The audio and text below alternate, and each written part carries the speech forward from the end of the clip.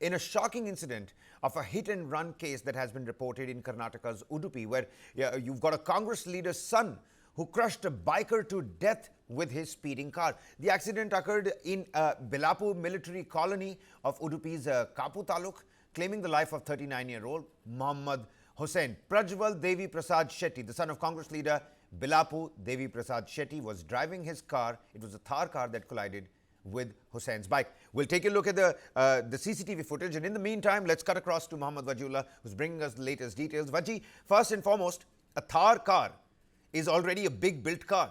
I mean, a Thar going up against, let's say, a smaller vehicle, a smaller four-wheeler would also have been very detrimental for the four-wheeler. That too, a speeding Thar on a two-wheeler. I mean, one can only imagine what would have played out, let alone that this person is a Congress leader's son. What's the latest that you're picking up from the ground? How are the people, the locals, now responding to this entire episode? Well, Kavi, we need to understand one thing, that the incident is of 11th November.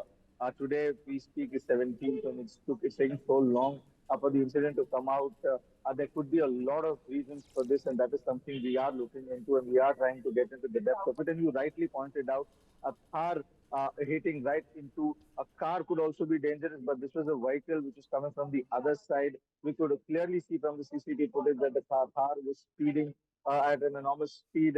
From what we know as of now from the police is Prajwal Shetty was arrested and now being let out on bail, as he claimed that he was not there behind the vehicle, and he was sleeping at his home at around 5 a.m. When this particular accident happened. So the police is right now collaborating all the evidences, and he's trying to fix to see who was actually behind the Thar. But whatever said and done, for it to take so long to come out is something that is very suspicious, and it's raising a lot of questions with regards to what could have actually happened on that night. We also know that the victim has lost his life. He was there, he was alive, he was trying to survive for the last 2 days. But 2 days back, he also gave up, and that is when the complaint was filed and Prajwal Shetty was arrested. After that, we also know that the victim is from Northeast, and he does not. Is somewhere from the Northeast, and we don't know. He does not have a family here, so it is taking a lot of time for the investigation to move forward. But a case has now been registered. He was arrested, and he's now on bail. But we are going into the depth of it to find out what actually transpired. Why did it take so long for the public to know that such an accident happened, and especially when it involves a minister's You're right. and especially a minister who's in the government, is something that needs to be looked into.